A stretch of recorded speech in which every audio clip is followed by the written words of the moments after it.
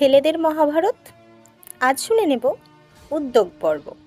অভিমন্যু আর উত্তরার বিবাহের পরে বিরাটের বাড়িতে রাজা এবং যোদ্ধাদিগের মস্ত এক সভা হইল। বিবাহে যাহারা আসিয়াছিলেন তাহারা সকলেই বড় বড় বীর এবং সকলেই পাণ্ডবদিগের বন্ধু। ইহারা পরামর্শ করিতে লাগিলেন যে এখন কি উপায়ে পাণ্ডবেরা নিজ নিজ রাজ্য ফিরিয়া পাইতে পারেন। সেই কপট পাশা খেলায় হারিয়া পাণ্ডবেরা 12 বৎসর বনবাস আর 1 বৎসর অজ্ঞাতবাসের প্রতিজ্ঞা করেন। সে প্রতিজ্ঞা তাহারা অক্ষরে অক্ষরে পালন করিয়াছেন। তথাপি দুরাত্মা দুর্যোধনের দল এখন বলিতেছে যে 13 বৎসর না যাইতেই তাহাদের সন্ধান পাইয়াছে। আসলে তাহাদের রাজ্য ছাড়িয়া দিবার কিছুমাত্র ইচ্ছা নাই। তাই পাণ্ডবদিগের বন্ধুগণ স্থির করিলেন যদি সহজে উহারা রাজ্য ছাড়িয়া না দেয় তবে যুদ্ধ করিয়া তাহা আদায় করিতে হইবে। এদিকে দুর্যোধন প্রভৃতিও চুপ করিয়া বসিয়াছিলেন না। পাণ্ডবেরা যে তাহাদের রাজ্য সহজে ছাড়িবেন না এ কথা তাহারা বেশ জানিতেন। সুতরাং দুই দলেই যুদ্ধের আয়োজন আরম্ভ হইল। একদিকে যেমন সৈন্য সামন্ত এবং অস্ত্রশস্ত্রের জোগাড় হইতে লাগিল, অন্যদিকে তেমন বড় বড় বীর দিগকে ডাকিয়া নিজেদের দলে আনিবার চেষ্টারও ত্রুটি রহিল না। কৃষ্ণের সাহায্য পাওয়া একটা মস্ত কথা। সেজন্য দুর্যোধন আর অর্জুন প্রায় এক সময়েই দ্বারকায় যাত্রা করেন। একই সময়ে সেখানে উপস্থিত হন। কৃষ্ণ তখন নিদ্রায়। দুর্যোধন আগেই তাহার শয়ন ঘরে গিয়া তাহার মাথার নিকটে একটি বড় আসন অধিকার করিলেন। পরে অর্জুন আসিয়া বিনীতভাবে কৃষ্ণের পায়ের কাছে বসিলেন। ঘুম ভাঙিলে প্রথমে পায়ের দিকেই চোখ পড়ে।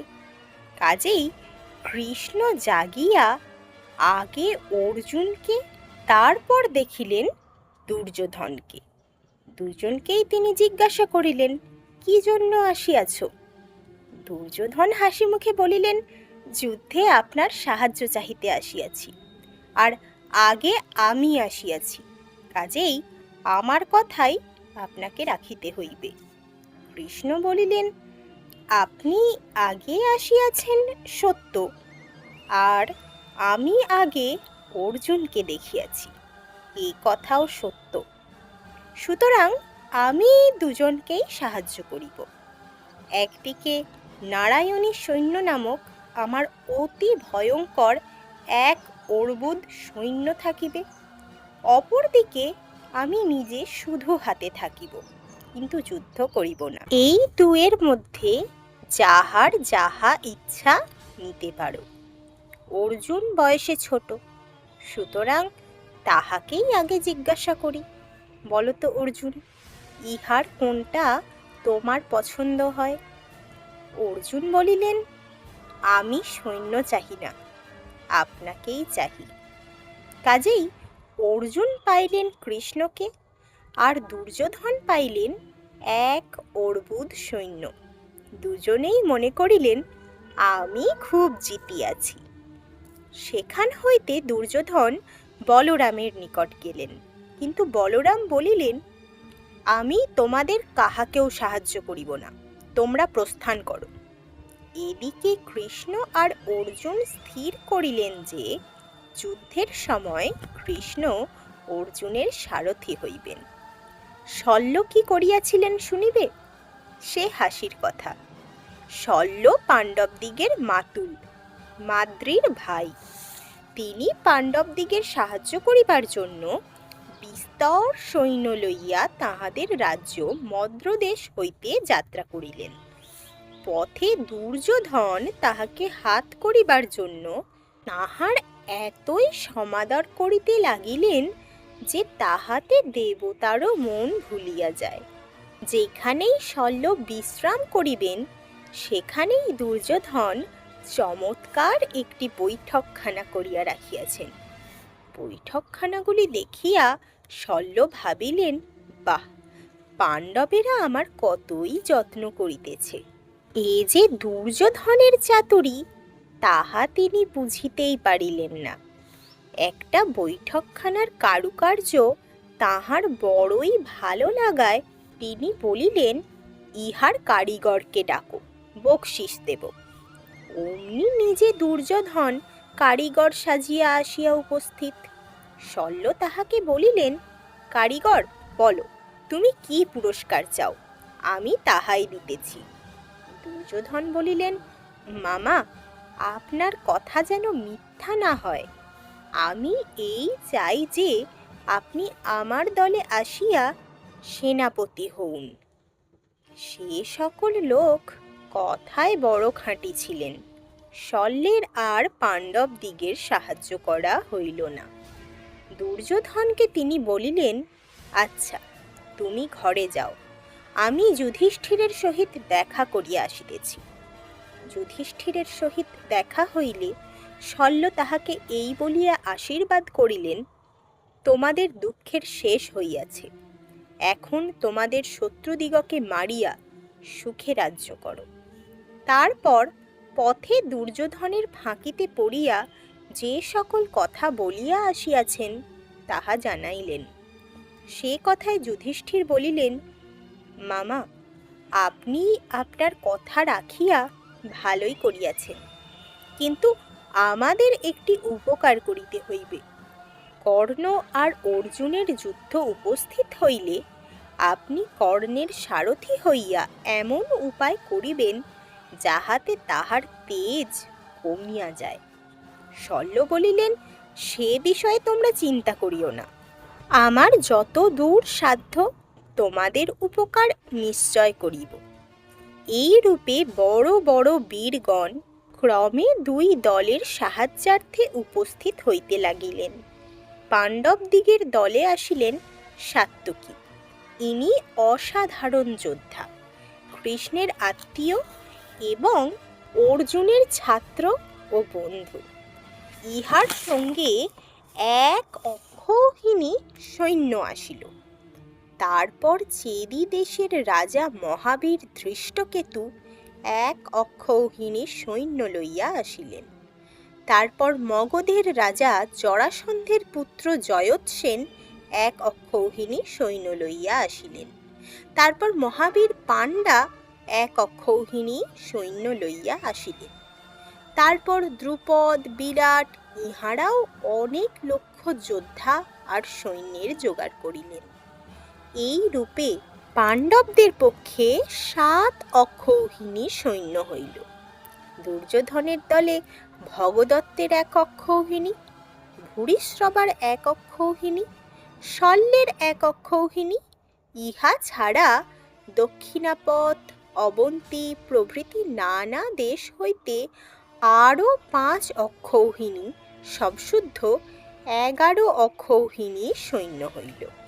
অক্ষৌহিণী ছিল সে যুগের সৈন্য সামন্তের হিসাব, অর্থাৎ এক একটি অক্ষৌহিণী সৈন্য দলে নির্দিষ্ট সংখ্যক হাতি, ঘোড়া, সৈন্য সামন্ত থাকত। তো সব মিলিয়ে পাণ্ডবরা 7 অক্ষৌহিণী সৈন্য এবং কৌরবরা 11 অক্ষৌহিণী সৈন্য জোগাড় করেছিলেন।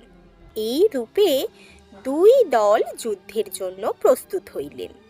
আর অল্প দিনের মধ্যেই ভয়ঙ্কর মারামারি কাটাকাটি আরম্ভ হইবে।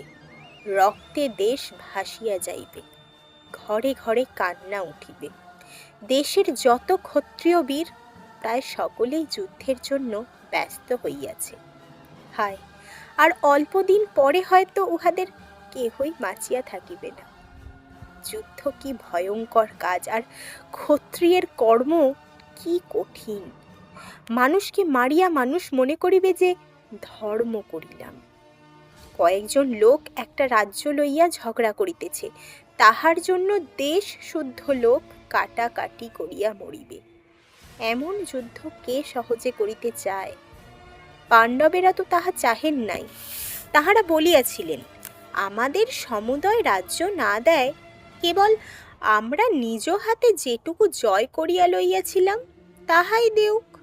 তাহাও যদি না দেয়, 5 জনকে 5খানি গ্রাম মাত্র দিলেও আমরা সন্তুষ্ট হই। কিন্তু দুষ্ট লোকে লোভে পড়িলে কি আর তাহাদের ভালো মন্দ জ্ঞান থাকে? কত লোক দুর্যোধনকে বুঝাইল, কিছুতেই তাহার চৈতন্য হইল না। ভীষ্ম, দ্রোণ, বিদুর, সঞ্জয় প্রভৃতি সকলে মিলিয়া কত চেষ্টা করিলেন, কিন্তু যে ইচ্ছা করিয়া শুনিবে না, তাহার কাছে কথা বলিয়া কি ফল? কর্ণ, শকুনি প্রভৃতিরা দুর্যোধনকে ক্রমাগত যুদ্ধ করিবার জন্য উৎসাহ দিয়া এমন করিয়া তুলিয়াছেন যে তিনি আর কাহারও কথায় কান দিতে চাহেন না। ধৃতরাষ্ট্র মুখে দুর্যোধনের নিন্দা করিয়াছিলেন, আর পাণ্ডবদিগের সহিত বন্ধুতা করার কথা বারবার বলিয়াছিলেন, কিন্তু তিনি তাহা সরলভাবে বলেন নাই, কাজেই তাহাতে কোনো ফল হয় নাই। সকলের শেষে কৃষ্ণ এই যুদ্ধ থামাইবার জন্য অনেক চেষ্টা করেন, কিন্তু তাহার কথা রাখা দূরে থাকুক, দুর্যোধন তাহাকে অপমান করিতেও ত্রুটি রাখেন নাই। রাজ্য দিবার কথা রাজি করিতে না পারিয়া কৃষ্ণ দুর্যোধনের নিকট 5 ভাইয়ের জন্য 5খানি গ্রাম মাত্র চাহিলেন। তাহার উত্তরে দুর্যোধন বলিলেন কি যে, খুব সরু ছুঁচের আগায় যতটুকু জায়গা বিঁধে, তার অর্ধেকও বিনা যুদ্ধে দিব না। বিনা যুদ্ধে নাহি দিব সূচাগ্র মেদিনী। ইহার উপরে আবার বুদ্ধিমানেরা কৃষ্ণকে বাঁধিয়া রাখিতে চাহিয়াছিলেন, কিন্তু তাহার চেহারা দেখিয়া আর কাজে তাহা করিতে সাহস হয় নাই। তিনি ধমকের চোটে দুষ্টদিগকে জব্দ করিয়া সেখান হইতে চলিয়া আসেন। আসিবার পূর্বে কৃষ্ণ কর্ণকে নির্জনে ডাকিয়া বলিলেন, কর্ণ, তুমি কাহার সহিত যুদ্ধ করিতে যাইতেছ? জানো কি পাণ্ডবেরা তোমার ছোট ভাই? তুমি এখনই আমার সঙ্গে চলো, তোমার ভাইদের সহিত তোমার পরিচয় করাইয়া দিই। পাণ্ডবেরা তোমাকে চিনিতে পারিলে তোমায় মাথায় করিয়া রাখিবেন। তখন এই পৃথিবীর রাজা হইবে তুমি, আর পাণ্ডবদের প্রধান কাজ হইবে তোমার সেবা করা আর তোমার আজ্ঞা পালন করা। তুমি আর অর্জুন 2 ভাই মিলিয়া এই পৃথিবীতে কত বড় বড় কাজ করিবে, আর তাহা দেখিয়া আমাদের চক্ষু জুড়াইয়া যাইবে। কর্ণ বলিলেন, কৃষ্ণ, তোমার সকল কথাই সত্য, কিন্তু তুমি আমাকে কি মনে করিয়াছ? দুর্যোধনের অনুগ্রহে আমি রাজ্য পাইয়া সুখে বাস করিতেছি। এই দুর্যোধনকে আমার ভরসায় যুদ্ধের জন্য প্রস্তুত করিয়া দিয়া আমি তাহাকে ছাড়িয়া যাইব? আমা দ্বারা তাহা কখনোই হইবে না। পাণ্ডবেরা আমার ভাই হইলেই কি, লোকে তো জানে আমি অধিরথ সারথীর পুত্র। এখন যুদ্ধের আরম্ভেই যদি আমি পাণ্ডব দিগের সহিত মিলিতে যাই, তবে সকলে বলিবে আমি কাপুরুষ। না কৃষ্ণ, তোমার কথা আমি রাখিতে পারিব না। বনবাসে যাইবার সময় কুন্তিকে পাণ্ডবেরা বিদুরের বাড়িতেই রাখিয়া যান। কৃষ্ণ যুদ্ধ থামাইবার চেষ্টায় আসিয়া এবারে বিদুরের বাড়িতেই ছিলেন, কাজেই তাহার নিকট কুন্তির কোনো কথাই জানিতে বাকি থাকে নাই। কৃষ্ণ চলিয়া যাইবার পরে যুদ্ধের কথা ভাবিয়া কুন্তির প্রাণে বড়ই ক্লেশ হইতে লাগিল। পুত্রগণ যুদ্ধ করিয়া একজন আর একজনকে মারিবে, মার প্রাণে এ কথা কি সহ্য হইতে পারে? তাই তিনি মনে করিলেন তিনি নিজে একবার চেষ্টা করিয়া দেখিবেন। কর্ণ রোজ গঙ্গায় স্নান করিয়া সূর্যের স্তব করিতেন।